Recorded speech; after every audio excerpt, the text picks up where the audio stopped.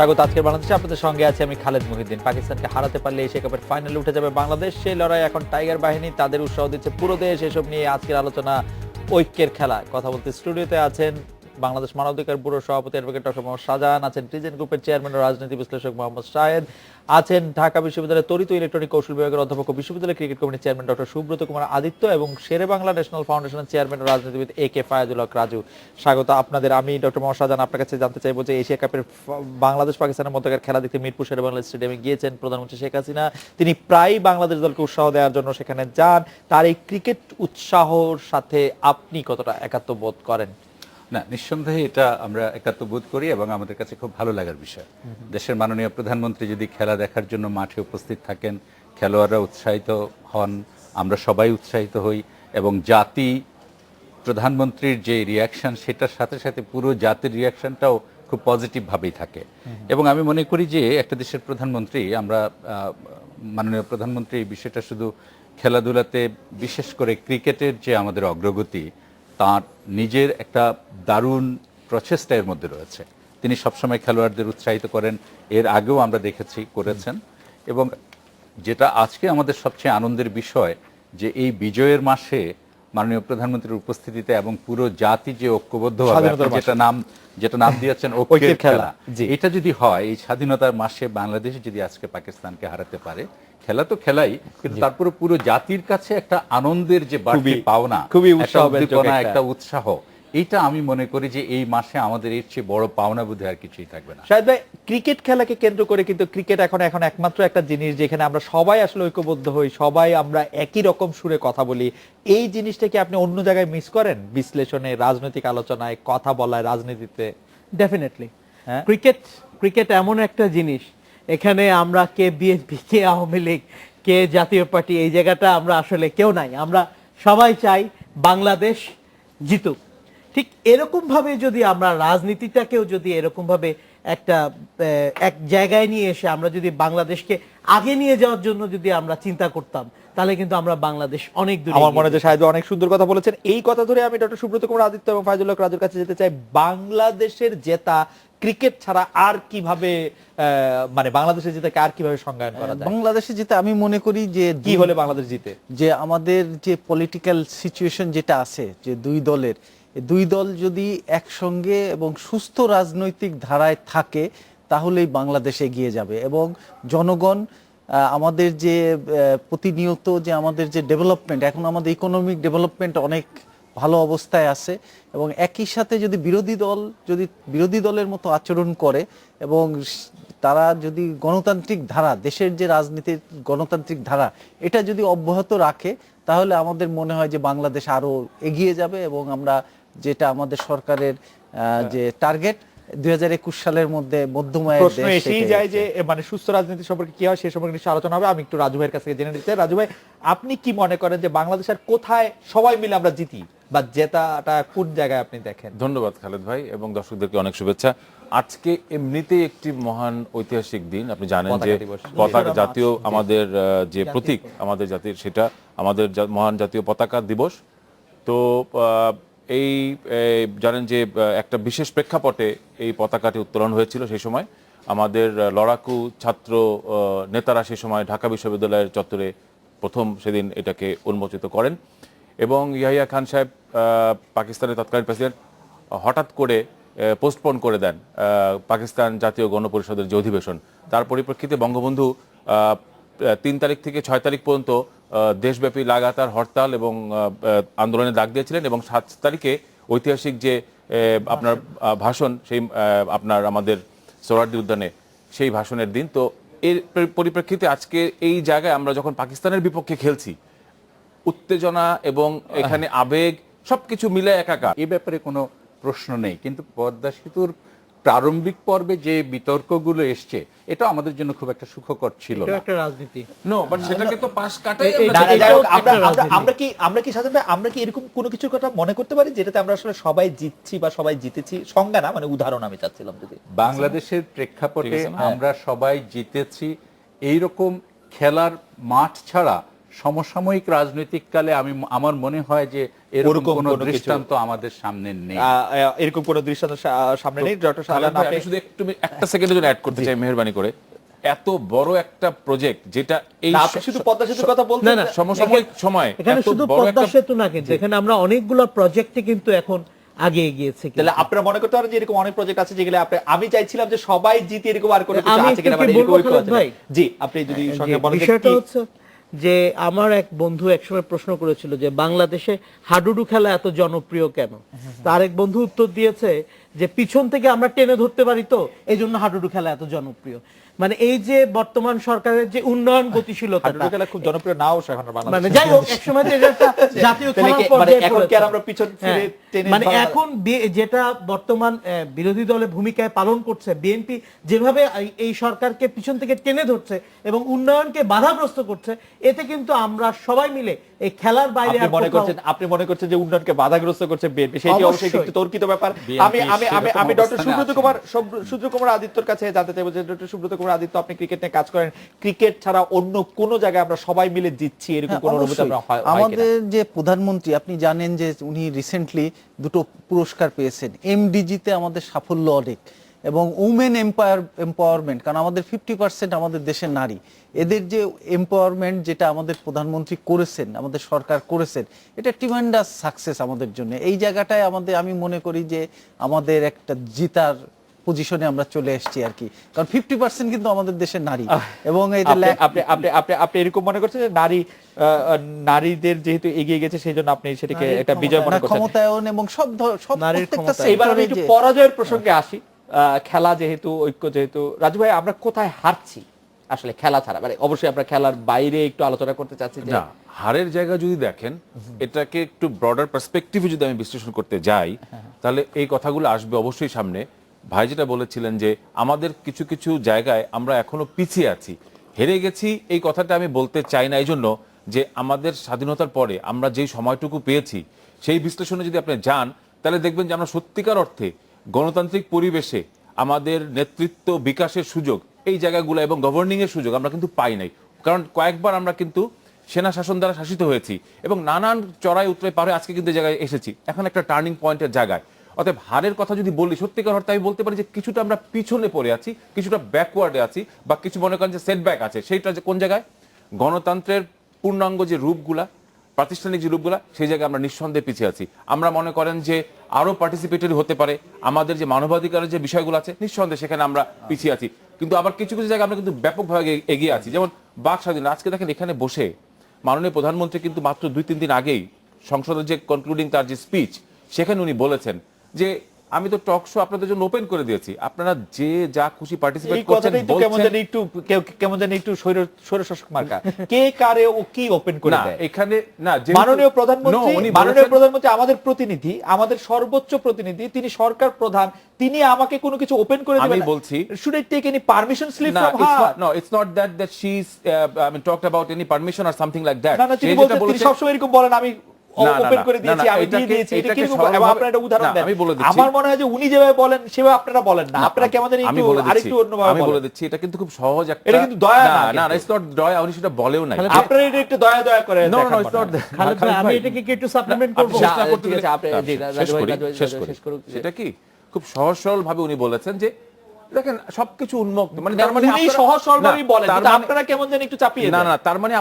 বিষয়টা হচ্ছে উনি যেটা বলে নাই পিছনের কথা, সেটা হচ্ছে যে আপনারা কেন এত অ্যাকিউজ করেন তাহলে আমাদেরকে, মানে সমস্যাটা কোথায় আপনাদের সঙ্গে? আপনারা তো সবকিছু খুললাম চলছেই, তো সবকিছু বলছেন কিন্তু তারপরেও অ্যাকিউজ কি করছেন। একিউজ করছি? আমরা তো একিউজ করা তো অ্যাকিউজ আমাদের করা কাজ। হচ্ছে অনেক ভাবে, যে প্রধানমন্ত্রী স্পেসিফিক ভাবে সেদিন বলেছিলেন সংসদে যে আমরা নাকি বললেন না যে আমরা তো সবকিছু ওপেন, আমরা তো কাউকে আটকাচ্ছি না, বা একে যেতে দিন না, ওকে ইয়ে করেন, একে কাট করেন, এসব তো বলা হয় নাই। সেই জায়গাটা উনি বলেছেন যে দেখেন সবকিছু উন্মুক্ত, এর ভিতর দিয়ে আপনারা হ্যাঁ, বলছেন এবং উন্মুক্তের কোনো মধ্যে কিছু দিয়ে আমরা বলতে- উন্মুক্তের মধ্যে দিয়ে আমরা না, যতটুকু কোনো সমালোচনা কিছু করার বলতে করছি। ছাড়ছেন না, আবার বলছেন যে কোন এই ফ্রিডম অফ স্পিচ নাই। না না, তো ফ্রিডম অফ স্পিচ নাই এই এটা আমরা বলি না। জায়গাটায় আমি অবশ্যই বলি যে এই সরকারের সময় ফ্রিডম অফ স্পিচ আছে, কেউ এটা ব্যবহার করছেন, কেউ একটা করছেন না। কন্ট্রাডিকশন নিয়ে কথা হয়, সেই জায়গাটা উনি হয়তো খোলাসা করতে চেয়েছেন। আমি ফ্রিডম অফ জি। স্পিচ সম্পর্কে একটু ডক্টর শাহজাহান আপনার জানতে চাইবো যে আপনি কি মনে করেন এই সরকারের সময় ফ্রিডম অফ স্পিচ নাই?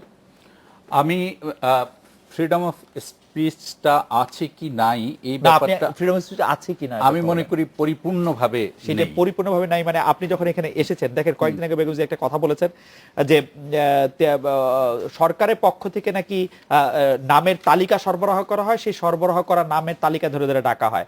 আপনি কি মনে করেন সেই সরবরাহ করা তালিকা ধরে আপনাকে ডাকা হয়েছে? না, আমি সেটা মনে করি না। আপনি কি মনে করেন যে আপনি কি এইটি বলবেন যে আপনি এখানে আসার আগে আপনাকে বলা হয়েছে যে আপনি এই কথাগুলি বলবেন বা এই কথাগুলি বলবেন না, না? নিশ্চয়ই না। স্পষ্টভাবে বেগম জিয়া সেদিন বলেছেন যে আমরা নাকি সেগুলি যারা সরকারের বিরুদ্ধে বলতে চায় তাদেরকে বলতে দেই না।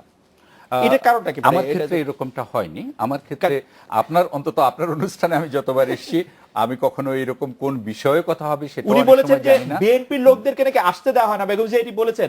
অথচ বিএনপির কোন বিএনপির যিনি ভারপ্রাপ্ত মহাসচিব আছেন মির্জা ফখরুল ইসলাম আলমগীর এখানে এসেছেন, বেগম জিয়া যদি বলেন যে তিনি আমাকে ইন্টারভিউ দিবেন, আমি গিয়ে তাকে ইন্টারভিউ করব, আমার পুরো অফিস গিয়ে তার ইন্টারভিউ করে নিয়ে আসবো। আচ্ছা, এটা আমি ওপেন বললাম। একটা জিনিস খালেদ ভাই আমি বলি, যেটা রাজু সাহেব বললেন যে আপনি প্রথম জেতার কথা বলেছেন জি। আর হারার কথাটা বলছেন। জি। হারার কিন্তু আমাদের অনেকগুলো এক্সাম্পল আছে, আমি জেতার কিন্তু এক্সাম্পল খুঁজে পাচ্ছি খুঁজে পাচ্ছিলেন, আমি আপনি স্ট্রাগল করতেছিলেন। হ্যাঁ, হারার এক্সাম্পলটা কি আমরা একটা বিরতি নিয়ে এসে শুনবো ডক্টর মহাসাজান? হ্যাঁ, ঠিক আছে, আমি আপনি শুরু করে দিন, শুরু আমি করে শুধু দিন। শুরু করে দিই এটুকু জি। যে যেটা রাজু ভাই বললেন যে আমার মনে হচ্ছে ওনার সাথে শাহেদ সাহেব এবং ডক্টর সুব্রত আমার সাথে একমত হবেন। আমাদের হারার অনেকগুলো ক্ষেত্র আছে। আমরা সুশাসনে হেরে আছি, আমরা গণতন্ত্রকে প্রাতিষ্ঠানিক শেপ দিতে হেরে আছি, আমরা যদি বলেন রাজনৈতিক স্থিতিশীলতা সেটাতে হেরে আছি। আমি অবশ্যই এত বড় বড় কথা বুঝি না, আমরা একটা বিরতি নিচ্ছি। আমি সহজ বুঝি বাংলাদেশে যে বিচার বহির্ভূত হত্যাকাণ্ড হচ্ছে সেখানে আমরা হেরে আছি। আমি সহজভাবে বুঝি বাংলাদেশের রাজনীতিবিদরা যে কোনো সময় আইন নিজের হাতে তুলে নেন, বলে দেন যে লাগাতার যে কোনো কিছু চলবে, সেগুলিতে আমরা হেরে আছি। আর কি কিতে হেরে আছি সেগুলি আমরা একটু শুনবো। আমরা একটা বিরতি নিয়ে ফিরছি।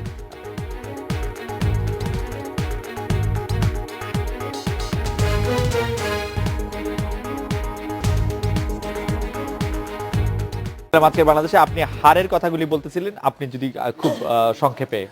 বিরতির আগে আপনি যে জায়গাটা থেকে বলে বিরতিতে গেছেন, আমি যদি ওই জায়গাটা যাই, আজকে যদি বাংলাদেশে আপনি প্রেস ক্লাবের সামনে মায়েদের কান্না দেখেন, যেখানে যে কথাটা আমি বলি যে গুম খুন অপহরণ, যেখানে সন্তান তার পিতার জন্য কাঁদে, মা তার সন্তানের এখন আর জীবিত চায় না, অনেক সময় লাশটা চায়।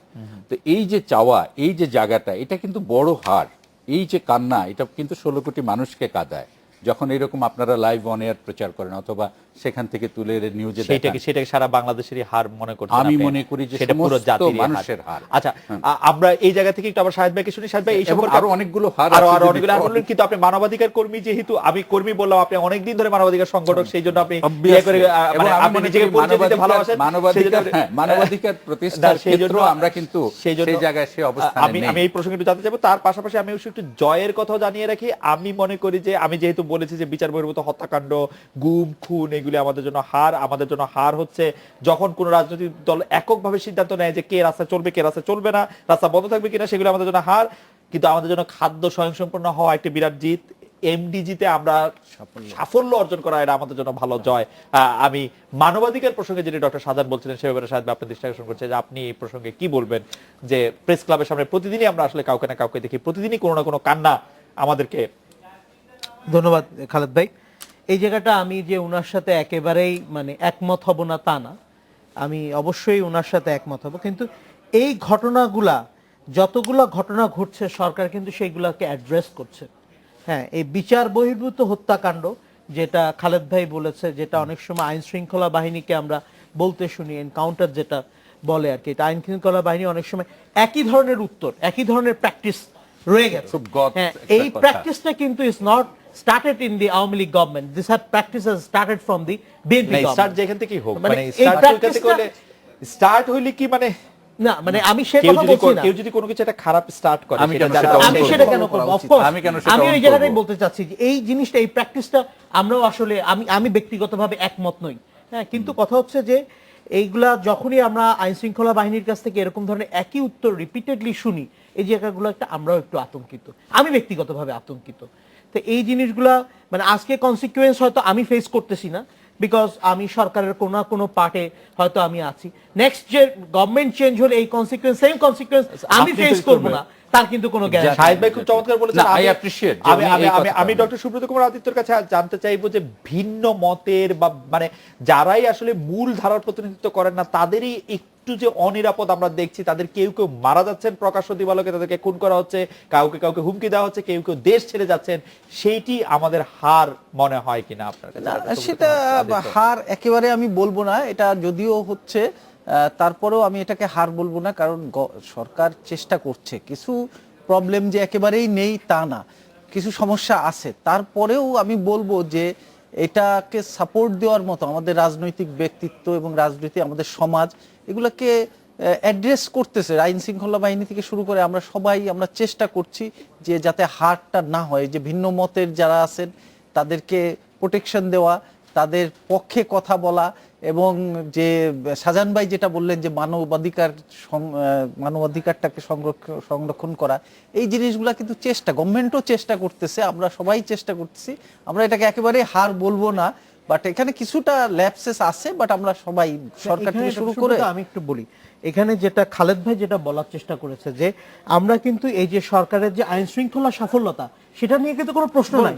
প্রশ্নটা হচ্ছে এই যে বিচার বহির্ভূত সাফল্য নিয়ে প্রশ্ন আছে, বিচার বহির্ভূত আমার আইন শৃঙ্খলা সাফল্য একটু বলবেন কি কাইন্ডলি? আমার আইন শৃঙ্খলা সাফল্য নিয়ে প্রশ্ন আছে, কারণ আমরা দেখছি পাচ্ছি যে বিভিন্ন সময় বিভিন্ন তদন্ত কাজে আমরা পুলিশের অসহযোগিতার কথা জানছি, আমরা পুলিশের নির্লিপ্ততার কথা জানছি, আমরা পুলিশ বিভিন্ন সময় বিভিন্ন কিছুর সাথে জড়িত হচ্ছে সেটা দেখছি, আমরা যেটাকে বলা হচ্ছে অজ্ঞাতনামার বিরুদ্ধে মামলা দেখছি, আমরা রাজনৈতিক হয়রানি দেখছি, আইন শৃঙ্খলার ক্ষেত্রে আমাদের অনেক প্রশ্নই আছে না, এইটা খালেদ ভাই, এবং সেক্ষেত্রে আপনি বলতে পারেন যে সেটা আজকে শুরু হয়নি, সেটা অনেক আগে শুরু হয়েছে। আপনার এইটার সাথে কিন্তু আমি একমত পোষণ করব না তা না। হ্যাঁ, আইন শৃঙ্খলা বাহিনী এবং এই অজ্ঞাতনামার কারণে যে কত হাজার হাজার মানুষ যে কত সাফার করছে, নিগৃহানের শিকার এবং এবং যারা মানে আইনজীবী আছেন তারা কেউ কেউ হয়তো খুব ফুলে ফেপে বড় লোক হচ্ছেন, আবার বিষয়টা হচ্ছে আমি একটু অন্যভাবে এখানে আমি একটু বলবো, এখানে যে এই ল্যাপসেসটা আপনি যদি অন্যান্য কান্ট্রির কথা দেখেন, আমাদের হয় কি পুলিশ বাহিনী যারা এই যে তদন্ত করেন এরা অতটা এদের ট্রেন্ড না, যার ফলে এরা আসলেও অনেক ক্ষেত্রে জানে না যে কিভাবে তদন্তটা করবে, কিভাবে কি করবে। আমাদের আমি আসলে খুবই বিনয়ের সাথে এই ক্ষেত্রে আপনার সাথে দ্বিমত পোষণ করতে চাই। কয়েকদিন আগে যে পুলিশ প্রশাসনের সাথে যে মাননীয় প্রধানমন্ত্রী বৈঠক হয়েছিল, সেখানে মাননীয় প্রধানমন্ত্রীর কাছে ওনারা যে পয়েন্টগুলি দিয়েছেন, সেই পয়েন্টগুলির মধ্যে একটা প্রধান পয়েন্ট ছিল আমাদেরকে রাজনৈতিক প্রভাব মুক্তভাবে কাজ করতে দেন, আমরা ভালো করে কাজ করব। তারপরে প্রধানমন্ত্রী তাকে আশ্বস্ত করেছেন যে আপনি রাজনৈতিক প্রভাবমুক্ত ভাবে কাজ করতে পারেন, আপনি আমাকে বলবেন কোনো সমস্যা হলে। ওনার ফোন নম্বরও দিয়েছেন এবং মাঠ লেভেলে অফিসারদের, মানে সেটি একটি বড় প্রভাব বটে। যাই হোক, আমি একটু রাজু ভাইকে শুনবো। রাজু ভাই, আপনি হারের ব্যাপারগুলিতে, আমরা অনেকগুলি হারের ব্যাপারে ডক্টর শাহজাহান শুরু করেছিলেন যে বিচার বহির্ভূত হত্যাকাণ্ড, তারপরে এই পুলিশের প্রভাব, গুম, খুন, নানা ধরনের কথা, রাজনৈতিক কথা আসছে। না, আমি সেগুলোর সঙ্গে তো আমি এর আগে একটা ব্যাখ্যা দিলাম যে হারের যে জায়গাগুলো, সেই জায়গায় আমি হারকে না বলে আমি বলতে চাই যে আমাদের যেহেতু মানে ব্যাপক বলতে পারেন যে সমস্যা ছিল আগের থেকেই, সেসবের থেকে বের হওয়ার জন্য আমরা কিছুটা ভাবে পিছিয়ে আছি কতগুলো জায়গায়। সেই জায়গায় প্রাতিষ্ঠানিকভাবে গণতন্ত্রের যে আপনার বলতে পারেন যে এটার যে ফাংশনাল একটা ফুল ফ্লেজেড ডেমোক্রেসি, সেটার জায়গায় আমরা হয়তো অনেকটা উন্নত, আমাদের পাশের দেশের সঙ্গে আমরা পিছিয়ে আছি কিছুটা। তারপরে আপনার আমাদের যে মানবাধিকারের ব্যাপারটা যেটা বলেছেন, হিউম্যান রাইটস, সেখানে আমরা পিছিয়ে আছি। বাট আমরা এটাকে হার ভাবে না দেখে আমি বলতে চাই যে আমরা আস্তে আস্তে এগিয়ে যাচ্ছি, বিকজ সামগ্রিকভাবে সব ডেভেলপমেন্টের সঙ্গে এই সূচকগুলো কিন্তু বাড়বে। মানুষ যখন শিক্ষিত হবে, মানুষ যখন তার কর্মসংস্থান হবে, মানুষ যখন তার ব্যবসা বাণিজ্য প্রসার হবে, এবং সমাজে যখন একটা স্থিতিশীল অবস্থা আসবে, মানবাধিকারের ব্যাপারগুলো কিন্তু ইন্টার রিলেটেড, তখন কিন্তু ওই জায়গাগুলো। রাজু ভাই, আমি একটু প্রশ্ন করতে চাই, এটা কি আসলে ডিম আগে না মুরগি আগের গল্প হয়ে গেল কিনা? যখন আমরা মানবাধিকার, গণতন্ত্র এগুলিকে সুস্পষ্ট সমুন্নত দেখব, তখন না মানুষ এইগুলির প্রসার ঘটবে, মানুষের মধ্যে ঐক্য প্রতিষ্ঠিত হবে, মানুষের মধ্যে শান্তি প্রতিষ্ঠিত হবে? এরকম থাকলে এইভাবে ডিবেট করলে না, মানে আমি ডিবেট করতে না, আমি বলতে চাচ্ছি পক্ষেও বলা যাবে, আপনি যে প্রশ্নটা তুলছেন সেভাবে বলা যাবে, কিন্তু বাট আমি অনেক পজিটিভ লুক নিয়ে দেখার চেষ্টা করছি এবং সেভাবে এটার একটা ব্যাখ্যা দেওয়ার চেষ্টা করছি। কারণ যে আপনি আসলে দলটিকে সমর্থন করেন, দলটির একটা পার্ট, সেই জন্য নাকি মানে সরকারি দলের সদস্য একজন হিসাবে সেটা না, আমি জিনিসটা বলতে চাচ্ছিলাম যে বাস্তবতার মুখোমুখি তো আমরা। আপনি তো বাংলাদেশে বসে you cannot dream of having Swedish culture, you cannot dream of having Swiss culture, or for that matter British কোনো এখানে, সেই জায়গায় আমরা ইনফ্যাক্ট আমি বলেছিলাম যে আমরা তো পার্শ্ববর্তী দেশ, লার্জেস্ট গণতন্ত্র আমাদের পাশে, the largest democracy is just our neighbor.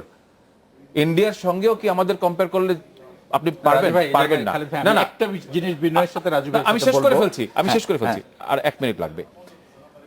যেই সব সূচকে আমরা পিছিয়ে আছি, বা আপনি যদি এটাকে হারের দৃষ্টি বা ডিফিটের দৃষ্টি দেখতে পারেন, বাট আমরা যে এগিয়ে আসছি ওই জায়গায় আপনি আমাদেরকে সাধুবাদ দেন, ওই জায়গায় আমরা আপনি খুবই সাধুবাদ দিই। ওই জায়গায় আপনি স্বস্তির নিঃশ্বাস ফেলেন। না, খুবই স্বস্তির কারণ নিঃশ্বাস আপনি ফেলছি, যদি বুঝতে পারছি। এতটা নেগেটিভ অ্যাটিটিউড নিয়ে সবকিছুকে দেখেন তাহলে তো কোনো কথাই নাই, তাহলে তো কোনো কথাই বলা যাবে না। ডিবেট আমি যে চলতেই কথাটা থাকবে বলতে তাহলে। চেয়েছি, যে কথাটা বলতে চেয়েছি, আমরা অনেকগুলো হারের কথা বলেছি, কিন্তু সবচেয়ে বড় হার যেটা রাজু ভাই এখন বলাতে আমি বললাম পাশের দেশের সাথে তুলনা করেছেন, উনি কি বলতে পারেন যে পাশের দেশের নির্বাচন কমিশন আর আমাদের দেশের নির্বাচন কমিশন এই দুটো কত রাত দিন পার্থক্য? আরে আমি এটা বলি, আমাদের দেশের ভোটের যে চরম হার হয়েছে, আমি তো মনে করি এর চেয়ে বড় হার আমাদের আর অন্য কোথাও এই যাবৎকালে মানে হয়নি। নির্বাচনের হার সম্পর্কে একটু প্রশ্ন তুলছেন, আমরা রাজু ভাই উত্তর দিচ্ছি। Obviously, রাজু ভাই, আমি সংক্ষেপে রাজু ভাই কি আমি একটু সংক্ষেপে বলবেন, জি। 20 হ্যাঁ, সেকেন্ড বলবেন, না, আমরা আমি একটা বিরতি 20 নেব। সেকেন্ড, আমার 20 সেকেন্ড, প্রশ্নটা শেষ করে তাহলে আপনার উত্তর দিতে সুবিধা হবে। আচ্ছা, বলেন। নির্বাচনের হার তো আপনি হয়তো এটাকে ভিন্ন আঙ্গিকে দেখবেন যে নির্বাচন হয়েছে, সুষ্ঠু হয়েছে, কিন্তু যেই নির্বাচন আমাদের 5ই জানুয়ারি থেকে শুরু হয়েছে, ফলোড বাই পৌরসভা, ফলোড বাই এখন যেগুলো এসছে অন্যান্য, যা অনেক জায়গায় প্রার্থী দাঁড়াতে পারেনি, যেখানে দাঁড়িয়েছে আমরা যখন সাংবাদিকরা এমনও দেখিয়েছে যে কোনো কেন্দ্রে not even a single vote যাই হোক, নির্বাচন প্রক্রিয়া নিয়ে আপনি কথা বলছেন, প্রশ্ন না, পরিষ্কার। আমি মনে করি আমার মনে হয় প্রশ্ন পরিষ্কার। একদম বিশাল বিনয়ের হার। সাথে না না, আমার মনে হয় যে প্রশ্নটি না, না, পরিষ্কার শুধু- যে শুধু মানে নির্বাচন নিয়ে যে আমাদের মনে যে দ্বিধা, দ্বন্দ্ব, সংশয়, সন্দেহ সৃষ্টি হচ্ছে, সেই ব্যাপারে আপনারা কি বলবেন? আমরা একটা বিরতি নিচ্ছি। আমরা রাজু ভাই, শাহেদ ভাই, ডক্টর সুব্রত কুমার আদিত্য আপনাদের কাছে শুনবো আবার এটা।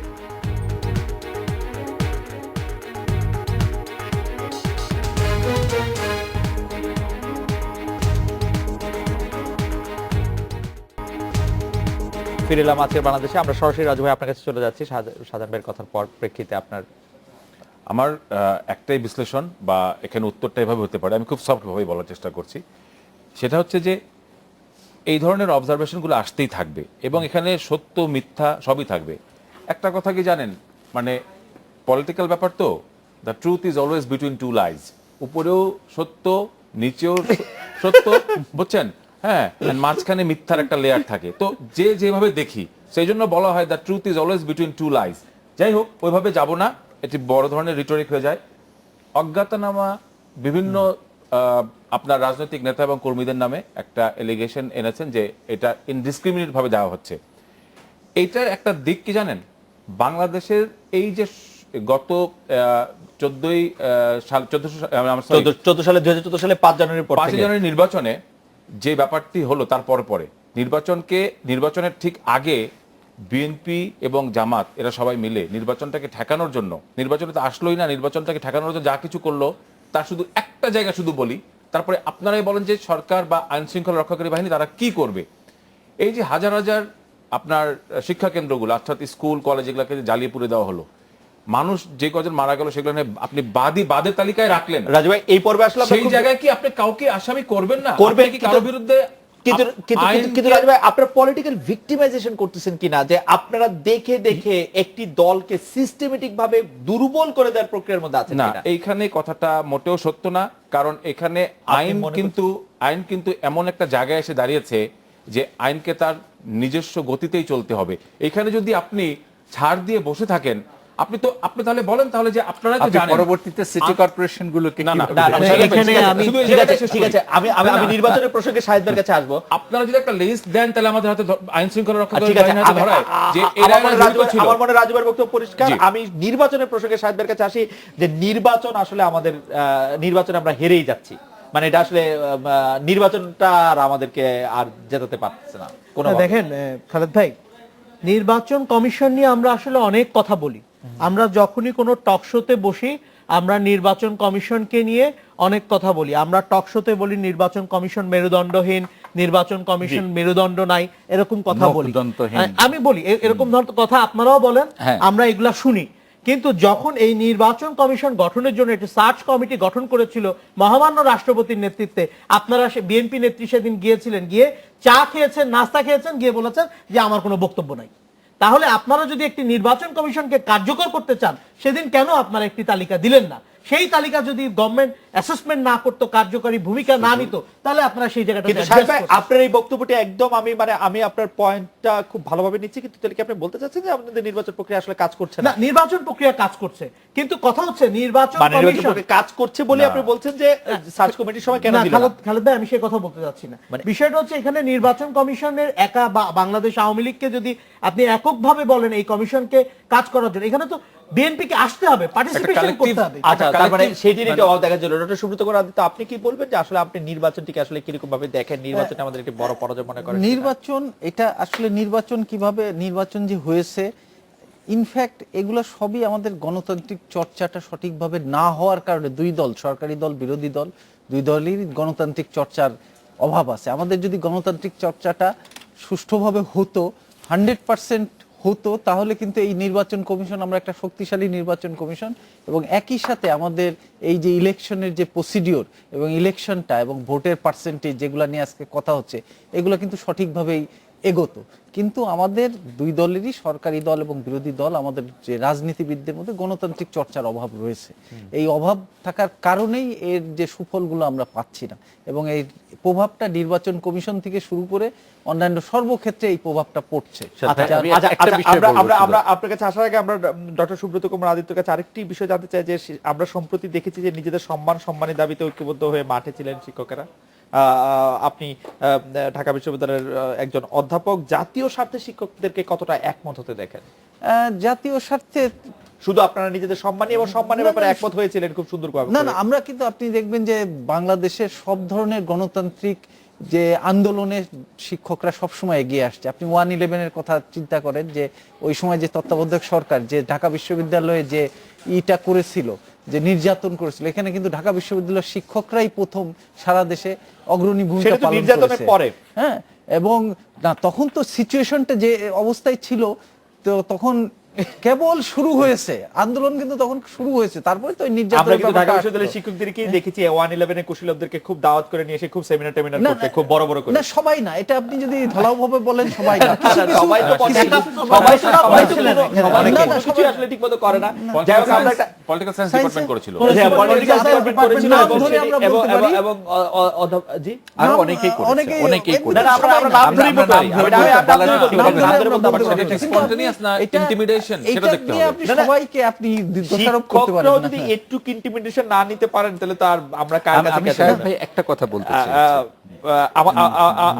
আমাকে এই ইয়াতে একটা বিরতি নিতে হচ্ছে। বিরতির পর ফিরে এসে আমি আবার একটু খেলাধুলাতে ফিরতে চাই, যে খেলাধুলার অগ্রগতিতে পৃষ্ঠপোষকতা একটা বড় বিষয়, সেটা অর্থ দিয়ে এবং সেটা পরিবেশ সৃষ্টি করে, সেটা সবার জন্য সমান অধিকার সৃষ্টি করে। আমরা যে আমাদের মেয়েরা অনেক সাফল্য পাচ্ছে আমরা দেখছি, সেই পরিবেশটা সৃষ্টি করার ক্ষেত্রে আমরা কতটা এগিয়ে যাচ্ছি, সেটা আমরা ডক্টর শাহজাহান আপনাকে দিয়ে শুরু করতে চাই। আমি শাহেদ ভাইকে জানতে চাই যে শাহেদ ভাই কিরকম করে দেখছেন যে এই খেলাধুলায় ব্যবসায়ীরা বা অন্যরা কিভাবে স্পন্সর করতে পারে একই ব্যাপারে? আমি শুধু খালিদ ভাই সাহেব ভাই একটা কথা শুধু বলতে চেয়েছিলাম। উনি বলেছেন যে নির্বাচন কমিশনে বিএনপির যে সার্চ লিস্ট হয়েছে, আমি অবশ্য বিএনপিকে রিপ্রেজেন্ট করছি না, সুতরাং আমি বলতেও পারছি না, কিন্তু আমি একটি কথা বলবো যে had it been like that, যে বিএনপিকে আপনি ধরেন দেওয়া হলো, এই সার্চ কমিটি এখানটায় নয়, আমি শ্রদ্ধাবোধ রেখেই বলি, সার্চ কমিটি কি জিনিসটা সবার কাছে খুব ভালো করে জানা আছে। সার্চ কমিটিতে যদি আরো ফেরেশতা এনেও বসানো হতো, তারা কি সরকারের সদিচ্ছার বাইরে কোনো বা সরকারের ইচ্ছার বাইরে খুবই তাদের কোনো কৌতূহলোদ্দীপক একটি কথা বলেছেন। এই কথাটার উত্তর আমি দিব খালিদ ভাই। শাহজাহান ভাই কৌতূহলোদ্দীপক একটি কথা বলেছেন, কিন্তু আমার ধারণা যে ক্ষমতা থাকলেও ক্ষমতা ব্যবহার না করার এই সংস্কৃতি আমাদের আর কতদিন বয়ে বেড়াতে হবে, সেটা আপনাদের কাছে একটু শুনবো। আমরা একটা বিরতি নিয়ে ফিরছি আপনাদের কাছে।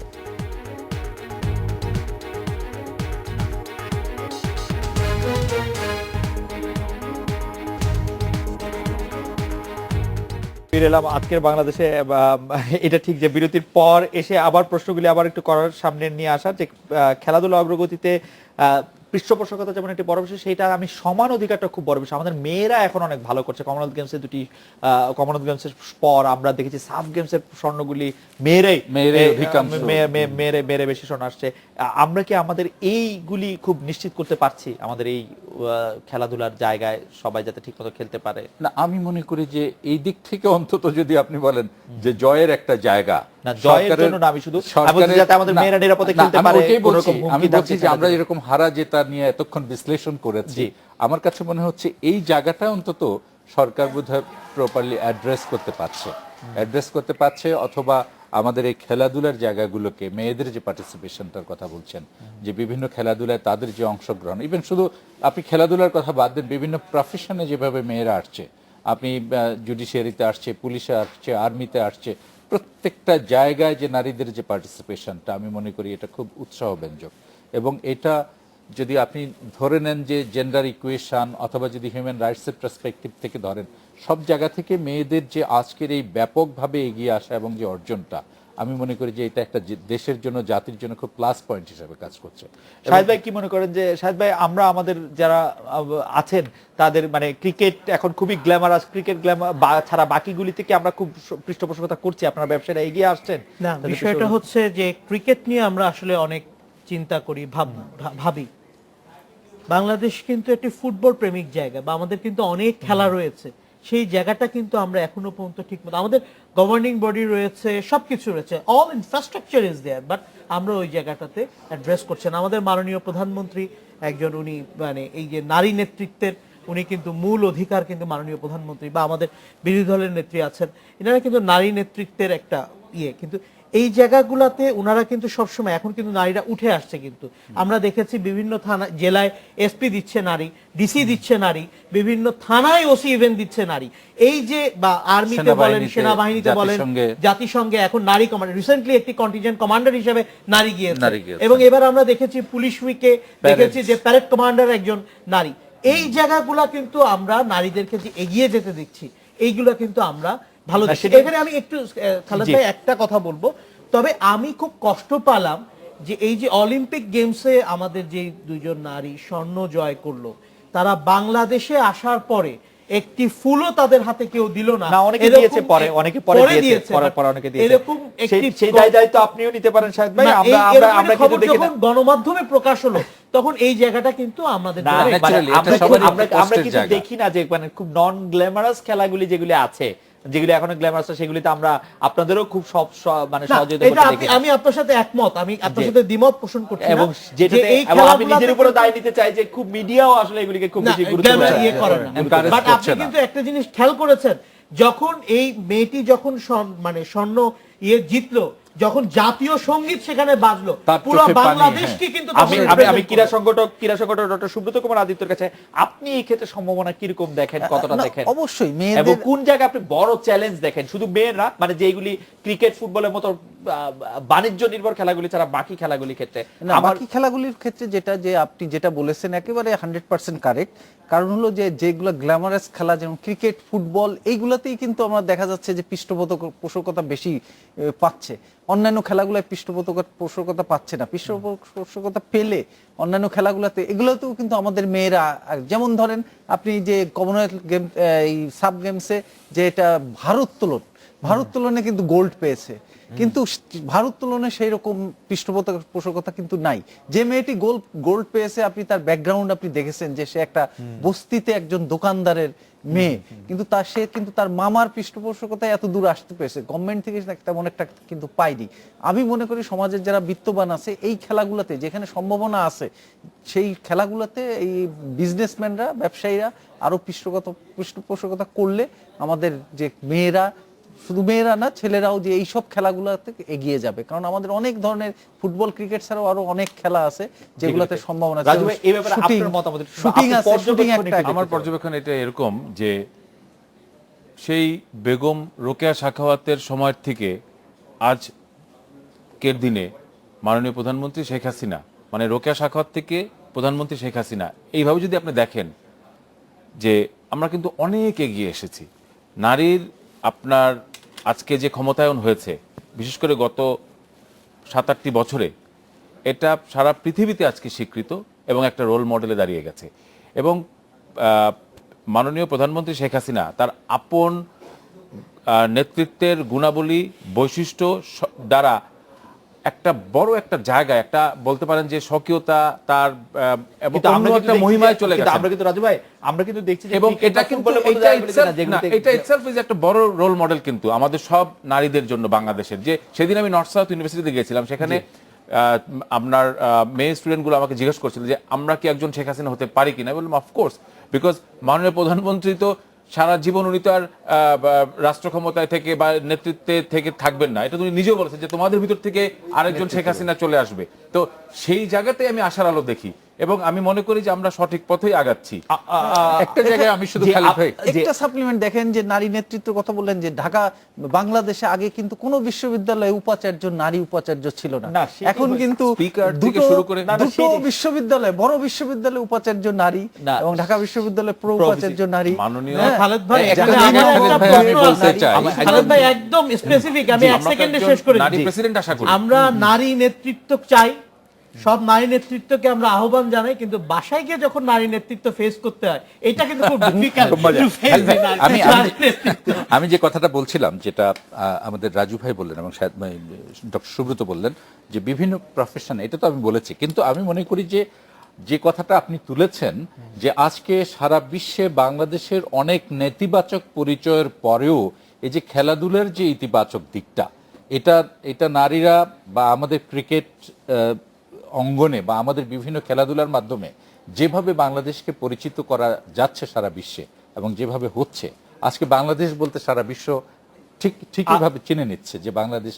এবং আপনি মনে করছেন যে কোনো ধরনের মৌলবাদ বা কোনো ধরনের ধর্মান্ধতা এর মধ্যে বাধা হয়ে দাঁড়াবে না, দাঁড়ানো উচিত নয় এবং দাঁড়ালে আমরা সবাই মিলে সেটা প্রতিরোধ করতে পারবো। Obvious, শাহেদ, আমার last observation আছে, এক মিনিটের জন্য। Last minute- না, 1 মিনিট, আমাদের কাছে 20 আচ্ছা, সেকেন্ড সময় 20 আছে। seconds। জি, দেখেন, আমি আবারও বলি, এই সরকার বিশেষ করে প্রধানমন্ত্রীর নেতৃত্বে যেভাবে আপনার হেফাজত ইসলামের এবং অন্যান্য মৌলবাদী শক্তির বিরুদ্ধে সোচ্চার হয়ে শক্ত হাতে এই জিনিসগুলোকে মোকাবেলা করেছেন, আজকে যদি এইসব তেঁতুল হুজুররা কোনোভাবে প্রশ্রয় পেত, নারী নেতৃত্বের বিকাশে সবচেয়ে বড় বাধা আমার হতো। মনে হয় যে এবং সেখানে নেতৃত্বের- কারা কারা সায় দিয়েছিলেন, কারা কারা আপনার রাজু সেখানে ভাই সমর্থন আমাদেরকে শেষ দিয়েছিলেন, করতে হচ্ছে। সেটাও কিন্তু একে দেশবাসী ফায়াজুল সবাই হক দেখেছে। রাজু, জি। একে ফায়াজুল হক রাজু, ডক্টর সুব্রত কুমার আদিত্য, মোহাম্মদ শাহেদ, ডক্টর মোহাম্মদ শাহজাহান, আপনাদের সবাইকে ধন্যবাদ। এই ছিল আজকের বাংলাদেশে। দেখা হচ্ছে আগামীকাল এই সময়। শুভরাত্রি।